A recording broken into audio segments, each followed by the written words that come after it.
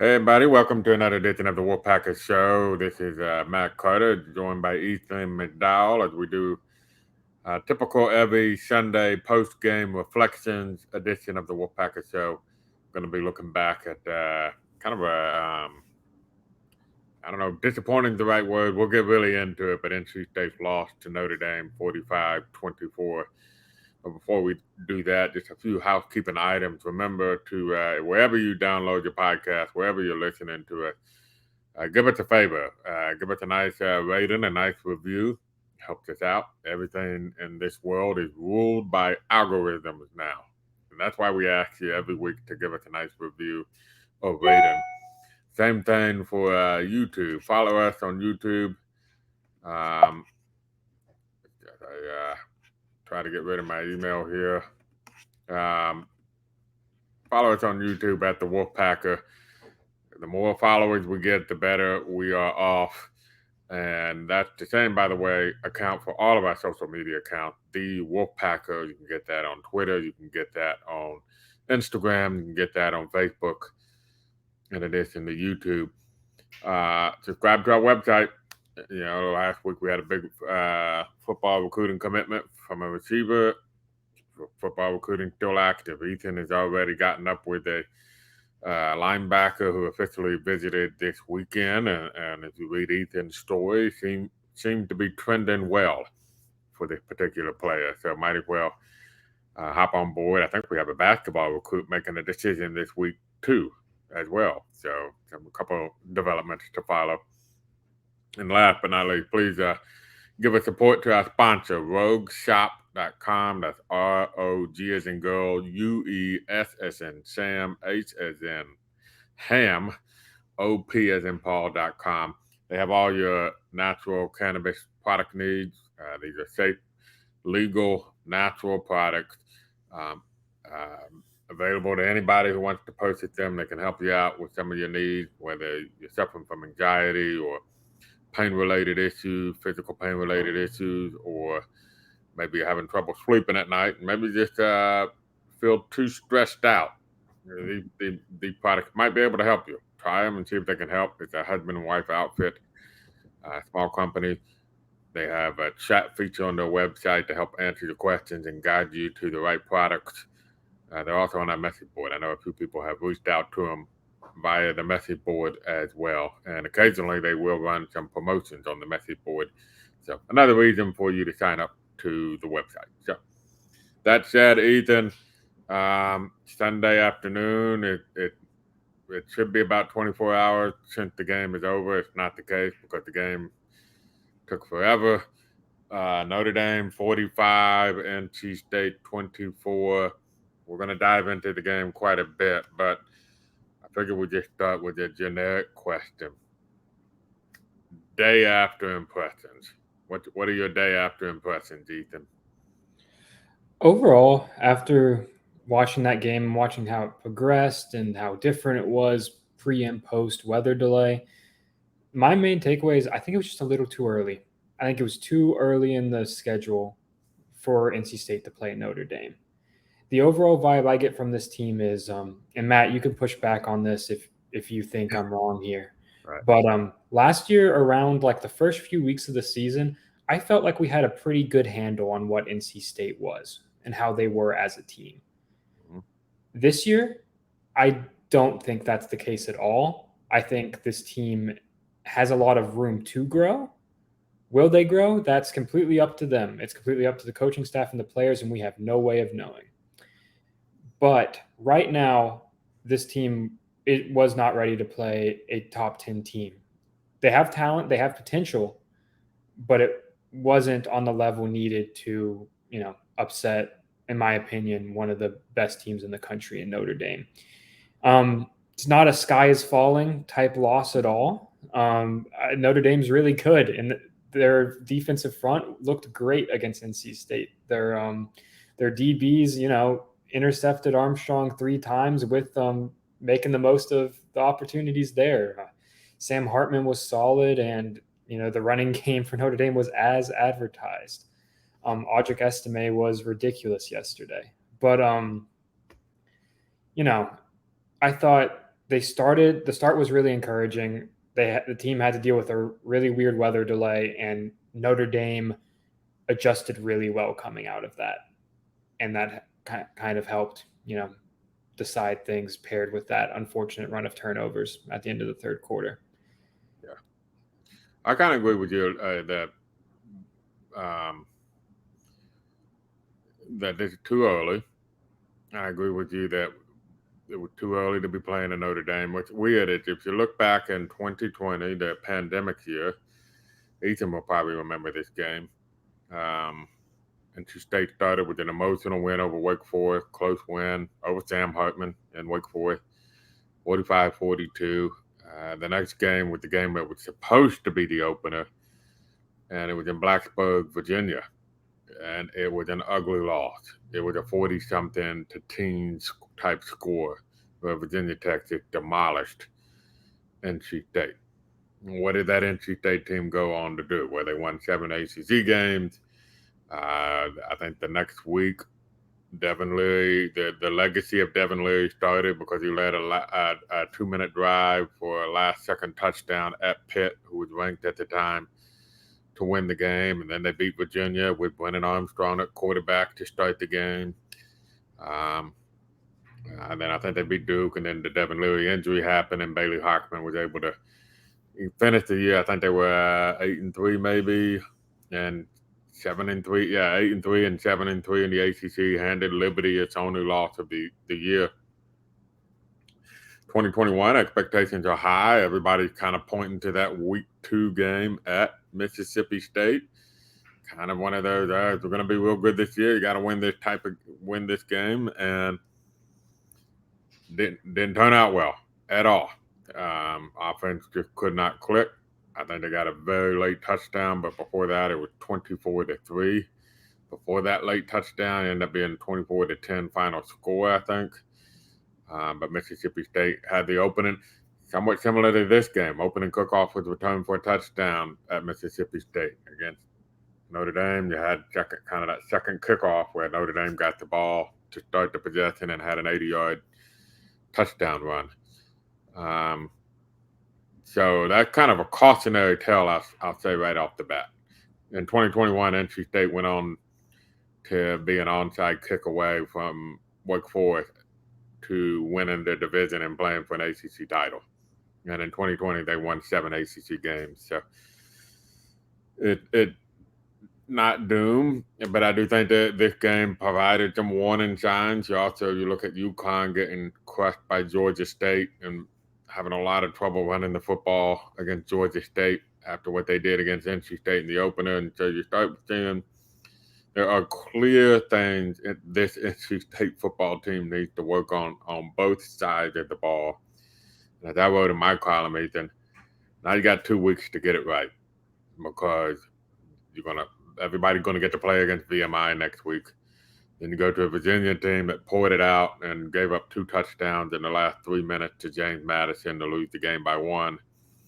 It's just not a very good Virginia team. Granted, you're playing on the road, but you got 2 weeks to get it right, and there's a lot to get right. And I think that's where we can probably go to, Ethan, is, let's go through the list. If you're looking at this game and you're looking at the Connecticut game also now with another game on top of it, what's got to get right because I agree with you. I think there's the potential to be a really nice football team here, but they got to get some things right. Where did the list start for you? I think number 1 for me is probably the explosive plays on defense. Against Notre Dame, they allowed Notre Dame's first 3 touchdown drives were 3 plays, 1 play, and 3 plays. Mm-hmm. So, that's 7 plays and 21 points. That just can't happen.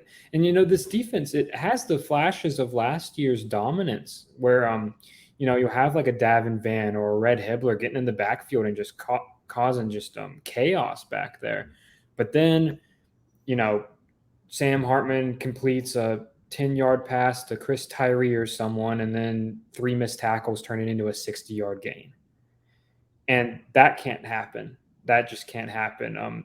The run fits. There's just, people missing assignments. That Audric Estime run to open, the post-weather delayed part of the game. Peyton Wilson said after the game it was a look that NC State, wasn't prepared for. And Notre Dame came out in a new look, and, the players weren't ready to handle that. And that comes with, I think, just a little more experience on the field. But realistically, your guys like, I don't know, like Jalen Scott, Devon Betty, and all these experienced players, like they've played a lot of snaps. Yeah. In theory, they shouldn't be making these mistakes. So they need to, and the defense as a whole, it's not just on them or anything like that. The defense on them as a whole needs to shore up its run defense, especially, back-to-back weeks with 70-plus yard runs. That's unacceptable for a Tony Gibson defense. I think he'd be the first one to say that. So I'm sure it's going to be a tough week in practice. I think it's going to be a bit of a gut check week. But then turnovers on offense, I think this is going to be a tough team to win with if you're turning the ball over 3 times a game. And not to mention, in addition to the 3 interceptions, they fumbled 3 times. They got all 3 of them back, but that was 3 more times the ball was on the ground, and it could have led to turnovers.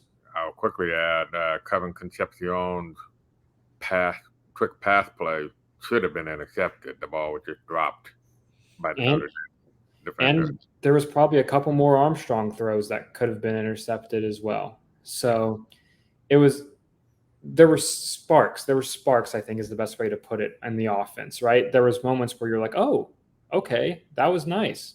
Mm-hmm. Like, I don't know, all of Juice Verine's receptions. Mm-hmm. He looked great. He was getting open and playing well. Bradley Rosner's touchdown was great. But on a game where you had 0 rushing attack, Armstrong and Jordan Houston led the team with 26 yards apiece. That's not going to win many games. I think that it ended up with 87 rushing yards total, 80-something rushing yards total, and that's just not going to get the job done. So got to figure out how to get a little more yards on the ground. That doesn't include Armstrong running the ball 19 times a game, because that's not sustainable. Got to take better care of the ball, and defense has to limit those explosive plays. Yeah, I think the most fixable thing, in my opinion, right now is the defensive explosive plays. And agreed. I noted in, I think it was Quick Hit, they gave up 4 plays of 40 or more yards against Notre Dame. Another that was 28, and another that was 35. So 6 plays accounted for over half of Notre Dame's total yards outfits, and the rest of the game, Notre Dame was averaging less than 3 yards per play. Yeah, but you can't say, I mean, that, you can't just say, oh, I'll take these out, and we did great, because those plays happen. And when it's more than one, not like the Connecticut game where you're like, all right, if you take out the 71-yard run, it makes a huge difference on the running output, and it was just that one run. But you're talking about 6 plays of at least 28 yards, 4 of them were over 40 yards. At that point, you say you can't take that out because that happened. But I think it's fixable. I think if you go back and look, I know if you go back and look at the UConn run, and I bet if you go back and look at some of those Notre Dame passes, I think there was one play where maybe, I believe it might have been Devin Boykin. I could be wrong about that. I think he thought he had a play on the ball and sort of went for the ball and misjudged, and that opened up the seam for a run after the catch. Obviously, somebody lost the assignment on Tyree at the end of the first half. Clearly there were times where somebody lost a tight end on a little bootleg rollout type action, and that came back to haunt. Sometimes it was a good play by Notre Dame. I mean, I got to tip them. But last year, NC State gave up 4 plays of 40 or more yards all season in 13 games.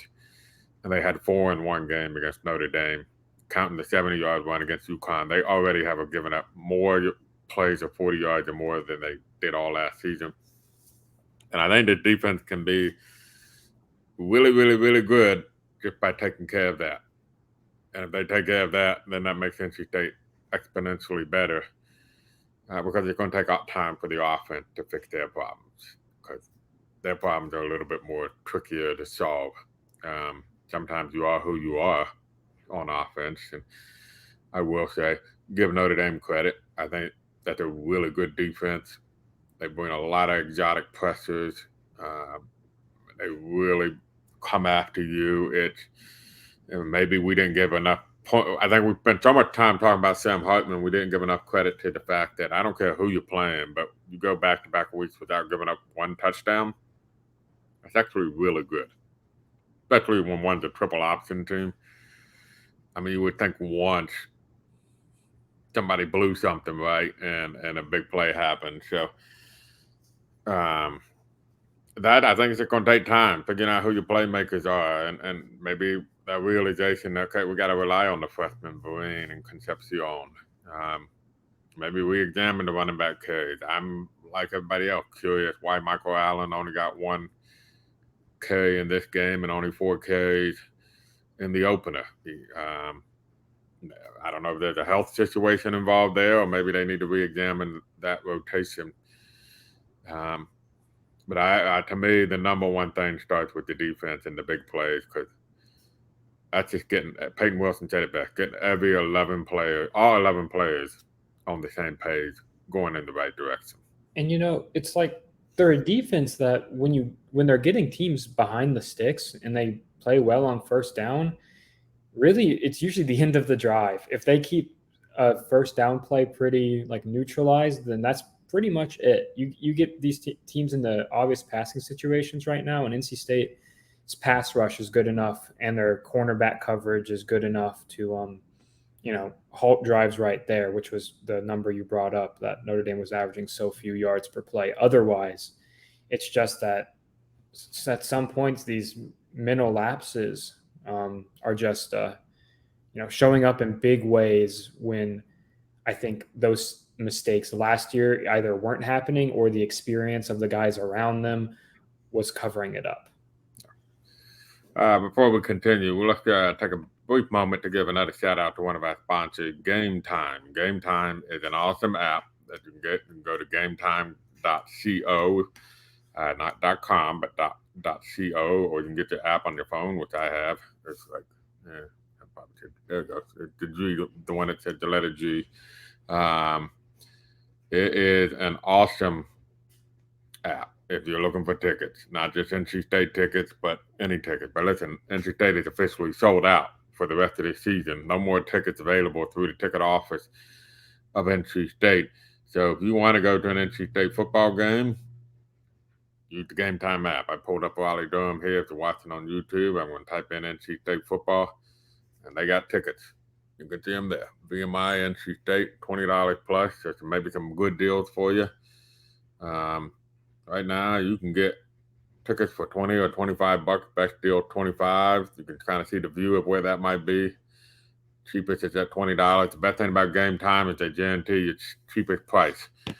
And if you haven't gotten the app already and used it, like many of our listeners have, here's the thing: get it now and use the promo code Wolfpack, which is all capital letters. You can grab the cheapest tickets for VMI for free because you get $20 off your purchase. So take advantage of that. Or it's not just football. If you want to go to the theater or catch a show or go to a concert, they got all that as well. So snag the tickets without the stress with Game Time. Download the Game Time app, create an account, and use code Wolfpack, which is all capital letters, for $20 off your first purchase. Terms apply. Again, create an account and redeem code Wolfpack for $20 off. Download Game Time today. Last minute tickets, lowest price, guaranteed. All right, Ethan, we kind of talked quite a bit about what the negative there. It's not all negative. And I will point out when the second string defensive line, by the way, in the game, makes a huge play.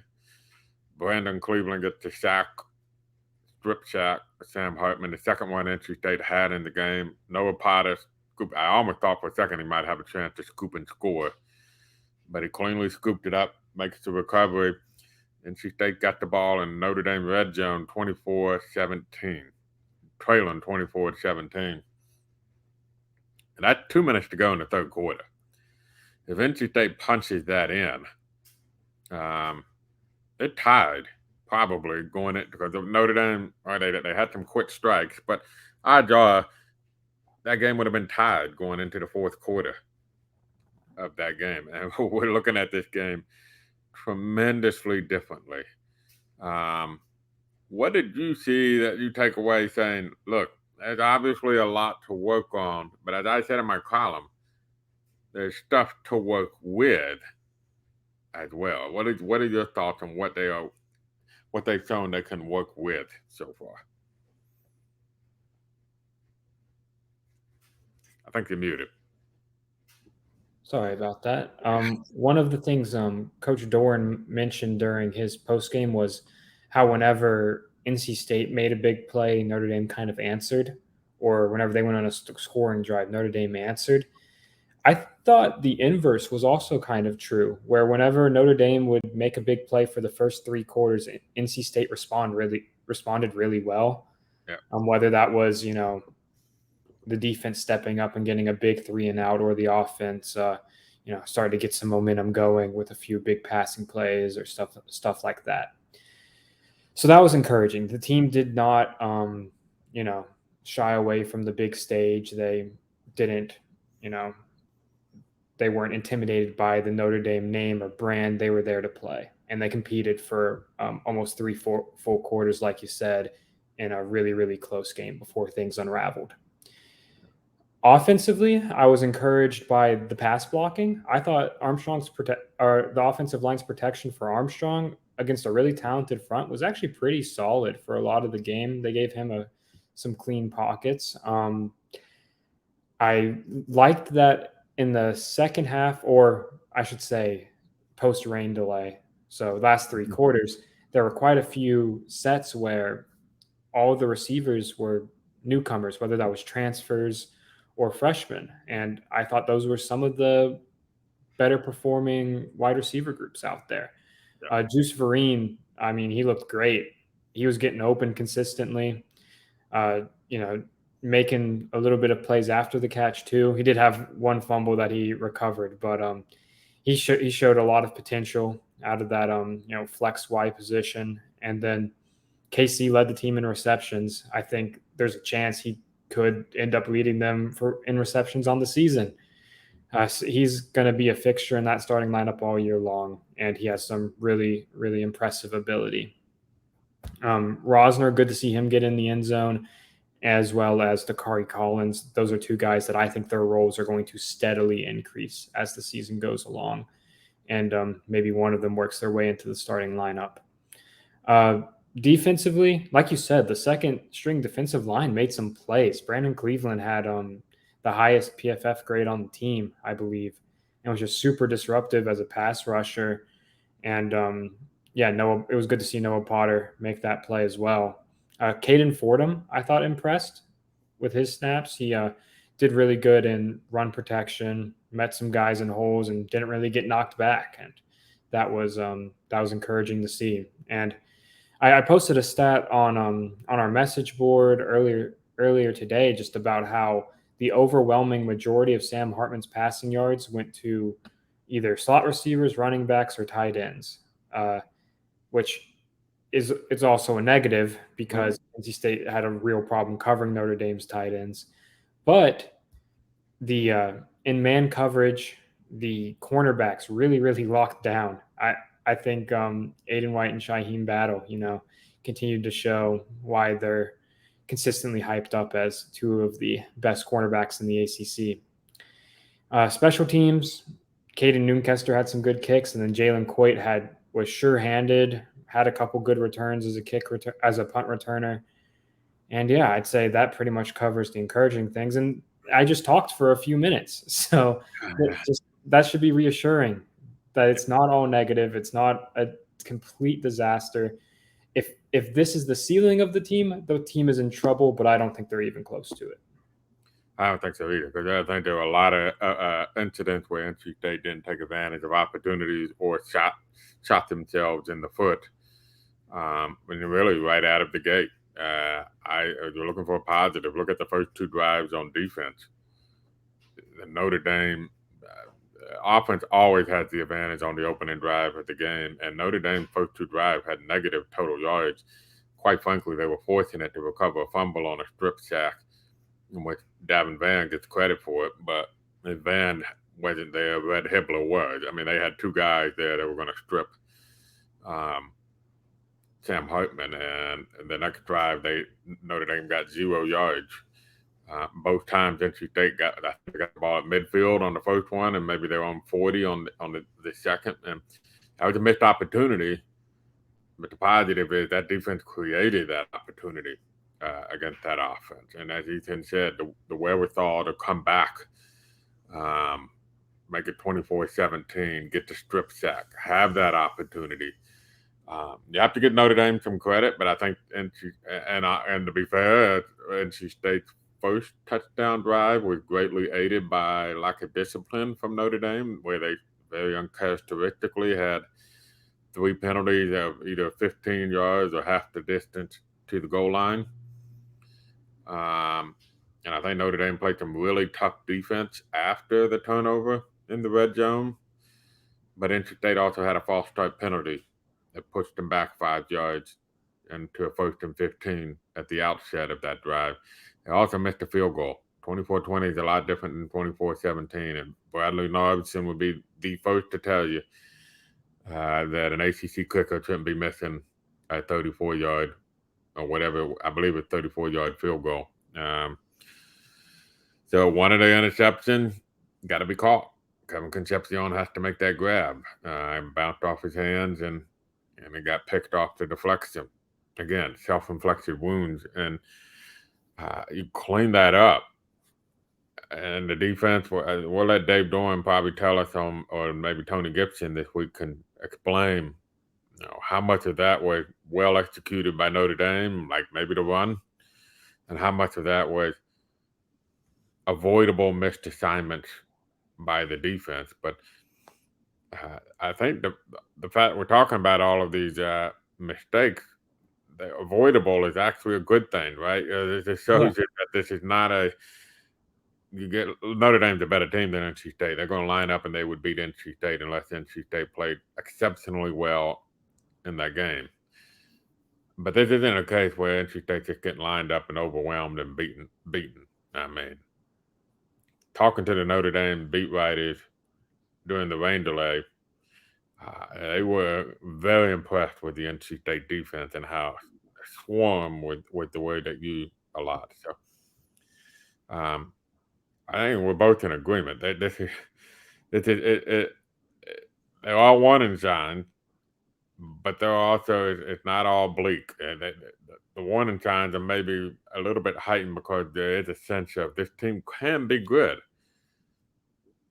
And you're hoping that they can reach that potential. So, Ethan, let me ask you this. What are your thoughts? You've had a couple weeks. After seeing a couple weeks of games, or what you could see in these couple weeks of games, there's your thoughts about it. And after seeing NC State the first 2 weeks, we all had them 1-1 at this point in the year. Last I checked, nobody predicted NC State to go undefeated and win the college football playoff. So I'm not sure expectations in that regard have changed. But has anything changed with the way you're looking at the rest of the year based on what you've seen out of these 2 early games and what you've seen elsewhere versus, say, Miami off to a nice start? Any perspective about that? I think what we've seen pretty much matches up with what I expected when we were talking about this over the summer or in the spring. I think during fall camp, I bought into the hype of this defense immediately just coming out and being as good as last year. And that had me thinking, oh, this is a 9-10 win team. Now I'm probably more in the 8-9 win range. I think this is still a good team, but now I'd say the floor is probably a little lower than I originally anticipated, and the ceiling is about the same. I'd say that still that, like, hey, if they figure it out, this could still be a 9-win team. It could also be a 6-win, a 7-win team. Nice. So I think the NC State's going to learn a lot about itself in the next couple of weeks. The next 2 weeks are big, like, looking inward weeks, right? Because they'll beat VMI, and then you should beat Virginia on the road. And then it's a big home game against Louisville, a team that at that point could be flirting with the top 25 potentially. And then you launch undefeated. Yeah. Yeah. And then you launch into the rest of that schedule, and you pretty much have to be humming after that post Marshall. You got to be ready to go. So Doran pointed out a few times over the past week that your biggest improvements often come between week 1 and week 2. But then he said after the game that that just it didn't really happen this week. It has to happen over the next couple weeks. Instead, has to make those improvements, and the schedule sets up pretty well for them too, and to build a little more confidence before the next gut check game. Yeah, as Ethan just basically took my premium column and made it free for everybody to enjoy. But that's exactly what I wrote, and I think Dave Doran's last question, his last answer was this. I think he was asked about the fact that FCS teams beat FBS teams quite often, and how do you keep guys focused this week? I think his response was, "This week is going to be all about us," and something to that effect. And I think that's what it is. These next 2 weeks is all about NC State finding its identity, finding its playmakers, throwing up the weaknesses that can be fixed, and putting itself in position, as you noted, for when Louisville comes to town, then Marshall, and then you're at Duke. Look, that game at Duke, I was the leader of the Duke skepticism bandwagon, and now I have to be the leader of that. Yeah, Duke has proved me wrong through 2 weeks. Clemson's still Clemson, and they put a second half holding on Charleston Southern. Miami has looked really good in its first 2 games of the year. So, North Carolina, we'll see. Probably a little surprising they didn't need to double overtime to beat App State, but the schedule's still tough. I don't know if and if anything, it looks a little tougher than it did maybe at the outset of the season, and already we're looking pretty tough at the outset. So we'll see. I think we're all in agreement. Look, they're going to crush VMI. This isn't a top 25 FCS team. At least I don't think they are. I have to go back and look, but I'm pretty sure that they are like a sub 500 FCS team a year ago. They're going to crush them. And then, as you say, if we're talking about a nail biter against Virginia in a couple of weeks, then it's time to be very, very worried. If we're talking about a team that handle business, then we can start thinking about, okay, let's get back on the glass half full bandwagon here. If we get, as NC State gets ready to play Louisville on a Friday night. So, and by the way, I'm very excited about that Louisville game, because I don't know about you, Ethan. I thought the pregame with the new video board and everything had the potential to look spectacularly awesome in a night setting. And that'll be our first chance to see that. So, kind of hope that they do handle business, and they're 3-1, and it's a Friday night, and got a really electric atmosphere at Carter Finley, so that can get fully played up with the light show from the lights and all that. So that'll be a lot of fun, I should say. Ethan, let's do our game balls real quick, and then we'll wrap this up. Who gets you a game ball for NC State? I'm going to go for the second consecutive week, I believe, with Peyton Wilson, 14 tackles. And had a couple touchdown saving ones too, where he chased down a guy and chasing down, receivers or running backs that are faster than most linebackers, but not Peyton. And the main reason I'm giving it to him was because of his post-game comments afterwards. He had some really strong words for the defense, and he's just so clearly has a good leadership presence this year, and is really leading that group. And it's encouraging to see, because these losses can be, they can be a pretty huge bummer. But Wilson offered a lot of good perspective in the post game. We wrote up his comments on the website if y'all want to check that out. But like how he played on the field, like how he led off of it, and he's playing at an all ACC level right now. give an honorable mention to Davin Van for 2 sacks, one of which was a strip Mhm. sack. But I'm going to give mine to Juice Vereen, making really kind of a debut of sorts. He wasn't a big factor in the UConn game. 4 catches, 65 yards, and as Ethan said, probably the one guy who seemed to be getting open with space on his routes.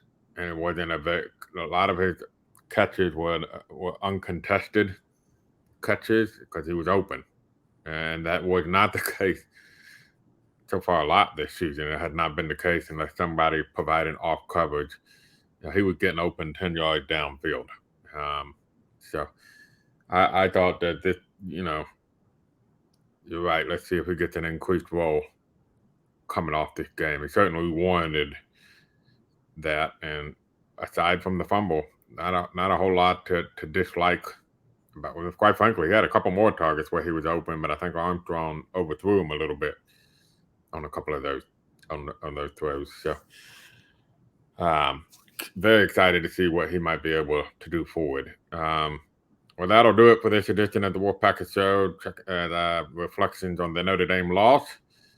Reminder to give us a rating or a review on wherever you're listening to or download your podcast, and also subscribe to our YouTube channel. Follow us on Twitter, Instagram, Facebook, all of those at the Wolfpacker.